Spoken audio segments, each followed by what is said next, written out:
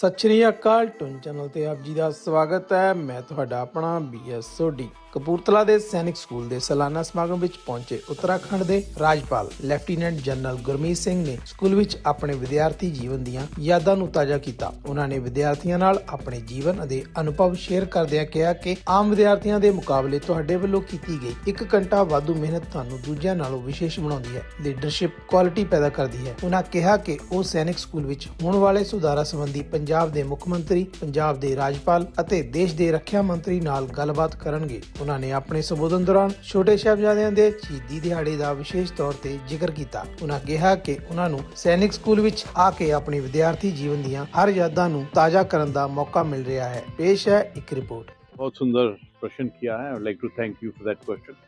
पर मैं आपको बताना चाहता हूँ कि today I am feeling so blessed कि मैं उस परिवार, उस स्कूल के अंदर में दोबारा विजिट किया है जिस स्कूल ने मुझे ऐसी ट्रेनिंग दी कि मैं अपने राष्ट्र के लिए अपने आप को तैयार कर सकूं।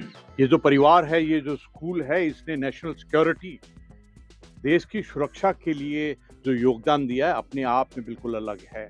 आज जब पहला कदम यहाँ रखा तो 16 उन वीर ऑफिसर्स के लिए जिन्होंने अपने प्राणों की आहुति दी इस देश के लिए, उनको पहले नमन किया।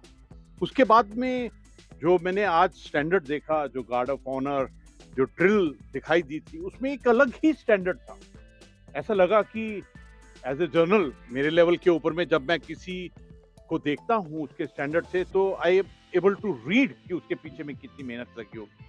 उसके बाद में जब मैंने पूरे स्कूल की स्थिति को देखा है तो मैंने बहुत क्रिटिकली इसके इंफ्रास्ट्रक्चर को भी आज देखा है और दिमाग में एक बहुत ही विश्लेषण से उस चीज़ को एनालाइज किया जो आपने सवाल किया था कि इस स्कूल के इंफ्रास्ट्रक्चर को किस प्रकार से इम्प्रूवमेंट किया जाए। क्योंकि कभी कभी ऐसा लगता है कि कोई ऐसी घटना नहीं घटनी चाहिए कि इंफ्रास्ट्रक्चर ठीक नहीं था उसके कारण। और हमारा तो जो सेंटर ऑफ ग्रेविटी है, केंद्र बिंदु है, वो हमारे बच्चे हैं, उनकी एजुकेशन है और जैसा एनवायरनमेंट होगा वैसे सिखलाई होती है। तो I M definite about it कि इसके ऊपर में जो कार्य हम कर रहे हैं। और मुझे आज बहुत खुशी है कि जो वेस्टर्न आर्मी कमांडर साहब हैं, जनरल कटियार साहब, वो खुद आए। जो 11 कोर के कमांडर साहब हैं वो खुद आए, उनके चीफ ऑफ स्टाफ, उनके ऑफिसर्स आए हैं और हम सब ने इकट्ठा इंस्पेक्शन किया इंस्पेक्शन को। मैं तो अपने उस डॉर्मेट्री पे भी गया जहाँ पर मैंने अपने साल बिताए हैं, क्लासरूम पैलेस को देखा है। मुझे ऐसा लगता है कि ये जो जगजीत सिंह पैलेस है हमारे एक हिस्टोरिक हमारी धरोहर है, हमारी जड़ है। इसका जो रिजुविनेशन, रिनोवेशन बहुत जरूरी है। मैं आपसे साझा करना चाहता हूँ कि एज ए गवर्नर उत्तराखंड, हमारा राजभवन नैनीताल जो है वो भी 125 साल की बिल्डिंग है। उसकी रिसेंटली हमने एनालिसिस किया, हेरिटेज है, तो उसके लिए रिजुविनेशन, रेनोवेशन और सब करने की जरूरत पड़ती है। और मुझे बहुत खुशी है कि राष्ट्र की महामहिम राष्ट्रपति जी ने उसको विजिट किया और हम उस पैलेस को बहुत सुंदर तरीके से रिस्टोर कर सके हैं।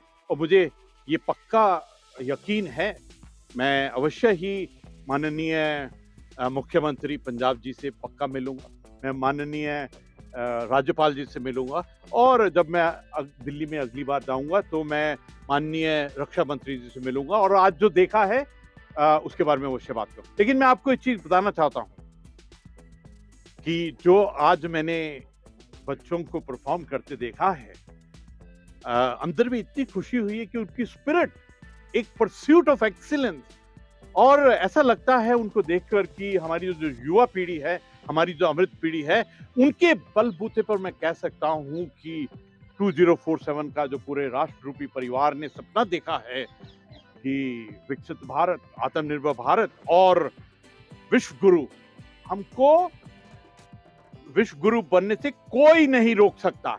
हमारी चुनौतियां हैं, चैलेंजेस हैं, और जिस प्रकार से हम अपनी अर्थव्यवस्था में, जिस प्रकार से अभी हम 4th में हैं पूरे वर्ल्ड के अंदर में, और हमने ट्रिलियन डबल डिजिट के अंदर में जो सोचा है उसके लिए हमको मेहनत करनी पड़ेगी। मुझे बहुत खुशी हुई कि हमारे जो आर्मी कमांडर साहब आए थे, ऑप सिंदूर के दौरान उनको UYSM से नवाजा गया और एक्चुअली ये जो ऑप सिंदूर था, इसने हमको बहुत सुंदर तरीके से पूरे विश्व को एक मैसेज दिया है कि किस प्रकार से भारतीय सेना ने technology, future warfare, transformation, modernisation और इंटीग्रेशन में किया है। और मुझे खुशी है कि स्कूल के जो टीचर्स हैं, प्रिंसिपल है, लीडरशिप है, यही बात जो इंटीग्रेशन, जॉइंटनेस, वननेस और एक्सीलेंस की है, वो बच्चों को पढ़ा रहे हैं। सच कहूं तो इतने साल बाद मैं स्कूल में आया और मुझे बहुत अच्छा लगा। हाँ, एक साथ में टास्क भी लेके जा रहा हूँ कि किस प्रकार से यहाँ का इंफ्रास्ट्रक्चर को इम्प्रूव किया जाए। सर आपने बार-बार प्रश्न किया है, माय कॉम्प्लीमेंट टू यू। देखिए, एक बात पक्की है, जीवन में चुनौतियाँ, चैलेंजेस आते हैं, लेकिन साथ-साथ में अपने साथ में वो समाधान, सॉल्यूशन देते हैं और अवश्य ही जैसे आर्मी कमांडर साहब ने आज ब्रीफ किया, कोर कमांडर साहब ने ब्रीफ किया, definitely we will find a solution. There is no doubt on आपने दैट। कहा कि सर एक सिर्फ एक और सुनो। सर एक गांव ਦੇ ਸੂਬੇਦਾਰ ਦੇ ਲੜਕੇ ਜਰਨਲ ਤੱਕ ਪਹੁੰਚੇ ਉਸ ਤੋਂ ਬਾਅਦ ਗਵਰਨਰ ਲੱਗੇ ਸਟੂਡੈਂਟ ਨੂੰ ਕੀ ਪ੍ਰੇਰਨਾ ਦਿੱਤੀ ਇਹ ਤੁਸੀਂ ਬਹੁਤ ਟਚਿੰਗ ਸਵਾਲ ਕੀਤਾ ਹੈਗਾ। ਇਹ ਤੁਹਾਡਾ ਸਵਾਲ ਸਿੱਧਾ ਆਤਮਾ ਤੇ ਗਿਆ ਹੈਗਾ। ਮੈਨੂੰ ਯਾਦ ਹੈਗਾ ਸਾਡਾ ਪਿੰਡ ਬਹੁਤ ਛੋਟਾ ਪਿੰਡ ਜਲਾਲੁਸਮਾ ਹੈਗਾ, ਮੈਂ ਤੇ ਚੌਂਕ ਦੇ ਲਾਗੇ ਹੈਗਾ। ਸਾਡੇ ਪਿੰਡ ਵਿੱਚ ਇੱਕ ਵੀ ਅਫਸਰ ਸਾਹਿਬ ਨਹੀਂ ਸੀਗੇ, ਸਾਰੇ ਸਿਪਾਹੀ, ਹਵਲਦਾਰ, ਜੇਸੀਓ ਸਾਹਿਬ ਸੀਗੇ, ਮੇਰੇ ਪਿਤਾ ਜੀ ਵੀ ਸੂਬੇਦਾਰ ਸਾਹਿਬ ਸੀਗੇ। ਤੇ ਜਦੋਂ ਮੈਂ ਛੋਟਾ ਸੀਗਾ ਤਾਂ ਹੀ ਇੱਕ ਪੂਰੇ ਪਰਿਵਾਰ ਨੇ ਇੱਕ ਲਕਸ਼ ਦਿੱਤਾ ਸੀਗਾ ਕਿ ਕੈਪਟਨ ਬਣਨਾ ਹੈਗਾ, ਮੋਢੇ ਦੇ ਉੱਤੇ 3 ਫੁੱਲ ਲਾਣੇ ਹੈਗੇ ਆ। ਔਰ ਉਦੋਂ ਦਾ ਜਦੋਂ ਜੰਮਿਆ ਹੈ ਤਦ ਦਾ ਜਦੋਂ ਵੀ ਮੈਂ ਗੁਰਦੁਆਰੇ ਸਾਹਿਬ ਗਿਆ ਹੈ, ਮੈਂ ਮੱਥਾ ਟੇਕ ਕੇ ਇਹੀ ਕਹਿੰਦਾ ਸੀ, ਵਾਹਿਗੁਰੂ ਮੈਨੂੰ ਤੁਸੀਂ ਕੈਪਟਨ ਬਣਾ ਦਿਓ। ਲੇਕਿਨ ਉਹਦੇ ਵਿੱਚ ਸਭ ਤੋਂ ਪਹਿਲਾ ਜਿਹੜਾ ਕਦਮ ਸੀਗਾ ਉਹ ਸੈਨਿਕ ਸਕੂਲ ਕਪੂਰਥਲੇ ਵਿੱਚ ਹੀ ਰੱਖਿਆ ਸੀਗਾ। ਔਰ ਉਹ ਜਿਹੜਾ ਮੈਂ ਅਰਦਾਸ ਕਰਦਾ ਸੀ ਜਦੋਂ ਨਿਆਣਾ ਸੀਗਾ, ਉਹ ਸੈਨਿਕ ਸਕੂਲ ਨੇ ਹੀ ਮੈਨੂੰ ਅਵਸਰ ਦਿੱਤਾ ਕਿ ਨਾ ਕੇਵਲ ਕੈਪਟਨ ਬਣਾਇਆ ਲੇਕਿਨ 3 ਸਟਾਰ ਜਨਰਲ ਬਣਾਇਆ। ਮੈਨੂੰ ਐਵੇਂ ਲੱਗਦਾ ਹੈਗਾ ਕਿ ਇਹ ਸਾਰੇ ਬੱਚਿਆਂ ਵਿੱਚ ਮੈਂ ਆਪਣੇ ਆਪ ਨੂੰ ਦੇਖਦਾ ਹੈਗਾ। ਸਿਰਫ ਗੱਲ ਇਹੀ ਹੈਗੀ ਕਿ ਸੰਕਲਪ ਬਣਾਇਆ ਜਾਏ ਔਰ ਜੋ ਗੁਰੂ ਗੋਬਿੰਦ ਸਿੰਘ ਜੀ ਨੇ ਆਖਿਆ ਹੈਗਾ ਕਿ ਨਿਸ਼ਚੈ ਕਰ ਆਪਣੀ ਜੀਤ ਕਰੋ ਔਰ ਵਾਹਿਗੁਰੂ ਆਪਣੇ ਆਪ ਤੁਹਾਡੇ ਪੂਰੀ ਅਰਦਾਸਾਂ ਨੂੰ bless Sir, करें। as governor Thank of you, sir. Uttarakhand, the AQI of Dehradun just went to 300. And you know about the Delhi crisis. So what is your feeling about it and what can be done to alleviate this AQI crisis which is engulfing North India? मुझे लगता है कि आपको प्राकृतिक से, environment से बहुत प्यार है, इसलिए ये आपने सवाल किया है। My compliments to you. हम सब की ये साझी जिम्मेवारी है, ये पूरे विश्व की जिम्मेवारी है। मैं आपसे साझा करना चाहता हूँ कि उत्तराखंड के अंदर में 71% जो उत्तराखंड है वो फॉरेस्ट का है। हमको अपने वातावरण से प्यार करना पड़ेगा और सब तो वड्डी जिहड़ी सिख हैगी है वो ही है कि जो वाहिगुरू ने आखा है, पवन गुरु पानी पिता माता धरत Mahar. We have to love the nature. I think that's the solution which will give us the जो जिस डायरेक्शन में हम जा रहे हैं। ये चैलेंज है, अवश्य ही हम एक इसका हल ढूंढेंगे। जय हिंद।